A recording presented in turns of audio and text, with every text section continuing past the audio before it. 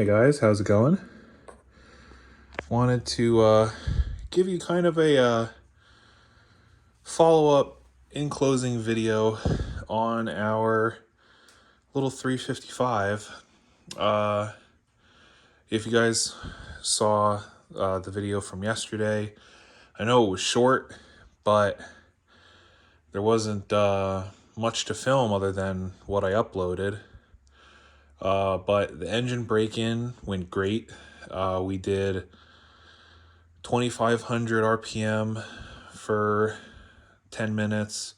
Then we went up to 2,800 for 10 minutes. And then we dropped down to 2,000 for 10 minutes. And then brought it down to an idle and shut it off. Let it cool all the way back down. And then filmed that little quick start up there. And so I'm impressed with the engine. It was really snappy. I mean, you could hear it revving. Real quick, real snappy. Now again, that it only had really the water pump going. The alternator was kind of like an idler pulley. And there was no transmission hooked up to it. And it had the little fender well exit headers, but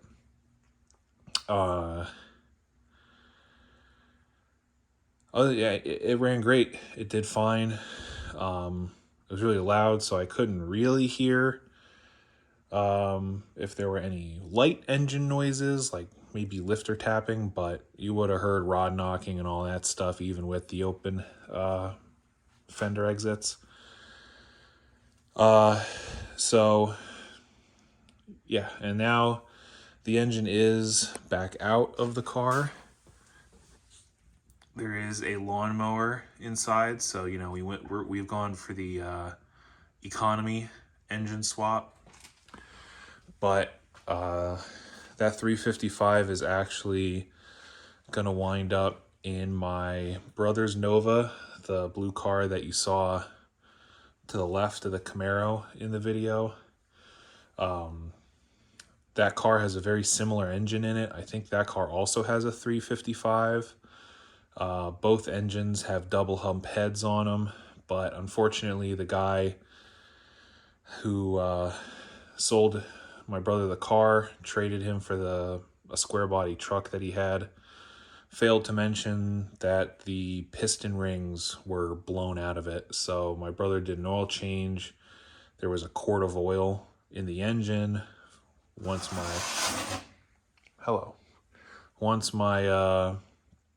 brother topped the engine back up, started it up, and it was fogging for mosquitoes. It was just billowing, nice oil smoke. So that engine's toast, but it's not a huge loss. I did buy it off of him. He's just going to buy it back off of me. But I wasn't super excited about the motor. It had a Lunati camshaft in it, and it sounded okay at idle. I wasn't really impressed by the idle chop. I want to have that like thumpr cam chop going on. But I was mostly unimpressed with the double hump heads. It doesn't really fit what I'm going for with this car.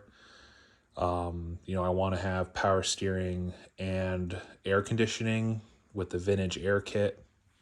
And there isn't any real easy way to get an air conditioning compressor set up on double hump heads. At least not that I saw. If you guys know, that's great. But I have a 350 block 4-bolt main roller cam block with the one-piece rear main seal. It's just the block, but it's standard bore. So I am going to get it bored out and put a 383 stroker kit in it, get some aluminum heads on it. So I'll have a pretty spicy little motor in it. I have a Mother Thumpr flat tappet camshaft. which is fine. And once the flat tappet goes out, if it does go out, then I will change over to the to a roller cam setup. I mean, potentially, I might still go with, I might buy a roller cam thumpr, but I had a thumpr in a 70 Le Mans that I used to have videos on YouTube of, but took them down a while ago. But the sound of that car is just perfect. So I may go roller thumpr in the engine build for this car. And then this is the factory 350 for the 81 Corvette. And it's just a, flat tappet. I don't remember, is it 2-bolt or 4-bolt?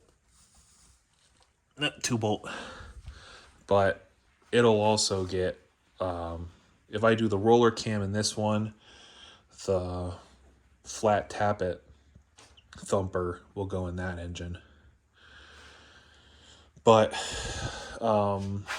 yeah, engine removal was real easy. Going from the side, especially if you have a newer engine hoist, because newer engine hoists are definitely made smaller. They are not made as big as, older hoists. So I actually, when I put the engine in, I wound up trying to go in from the front, and I wound up having to actually take the whole nose off, which is barely in there, but you're not getting the engine in this way. So when I removed it, I turned the wheel and slid the engine hoist in on the side, since I was only picking up the block. But anyway, that being said, the car's back to sitting. That's what it was going to do. Getting the engine running was like a spur of the moment type deal.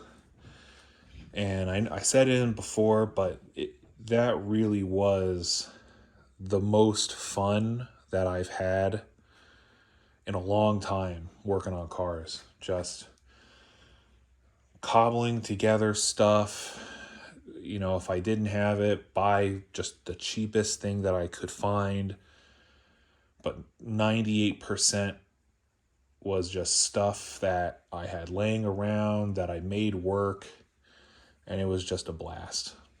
So definitely recommend trying that at least once. At least if you're trying to just see if an engine will fire up that you just bought. Just throw it together. Make it work. Honestly, if I wasn't breaking in a camshaft, I wouldn't have even worried about a water pump or anything like that. Because if you're not breaking in the cam, you'll know if the thing's blown up the second you start it.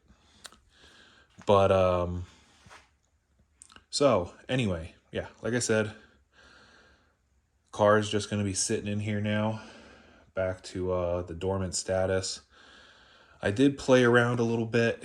The car had, especially on the roof and the back over there, it had a lot of spots where the old black repaint had a lot of burst pimples that had surface rust spots, and really discolored on the roof. The trunk lid was primered, and the back quarter here had primer on it. So I actually got just some satin black paint that I had laying around and touched it up. Doesn't look good, but it looks better than the miscellaneous primer and discolored rust pimples. So sometimes when a car is sitting, it's the visual motivation that's the most important. So like you could see here, this kind of discoloration in the paint where it's kind of bluish like an oil streak. It had that on a lot of spots. So that's mostly gone. And since the paint is so bad, the satin kind of blends in. So, but you know, like I said, it's about the visual look of it that, you know, that's why I have the taillights and spoiler on. You know, I got, you know, some spicy wheels going. I have just the interior sitting in there the way it was. The steering column got mounted just so it was easier to steer, but you know, I got the monster tack zip tied, and I can sit in the car and make engine noises. But you know, it's just about kind of being able to still see the car as a car and just keep that motivation, keep the ideas going. For me, it's not a huge deal, but it was kind of cool to mock up. But the one thing that I was the most excited about was actually when I spray painted this. I obviously didn't mask the top or the back glass, and so I took the T-tops off and wiped the trim down and the glass with paint thinner to get the overspray off. And I actually didn't even realize how dirty the T-tops were. I mean, before you could not see in. And now, I mean, you could see the seat, both sides. I mean, you could see the scratches too, but now you can see inside. Same thing with the back glass. You know, I thought the glass was fine, but now that I've paint thinnered it, I can see how clear it is now, and it really makes me go, wow, this thing was gross. But yeah. So, and the final update, final thing I want to say about the future plans for the car. I know in my one of the initial walk around videos, I said that this car was going to go 100% back to stock, the camel paint or caramel paint or something, with that light tannish paint with the gold C28 stripes and the tan interior. I did decide yesterday that I am going to wind up sticking with the black. The factory paint, different, very, you know, very good, very nice. But to me, I'm not a fan of brown cars. And in the sunlight, it would pop. But in the shade, it would definitely look brown. And so I was just kind of like, no. If I'm going to spend the money, I want this thing to be badass looking no matter what. And with all the chrome accents and having the tan or goldish tans, Z28 stripes match the tan interior, I think having the black exterior will really make it pop. Make it pop. So, yeah. So, hope you guys had fun. I had fun. And guess I'll catch you when the next video appropriate content pops up. Later.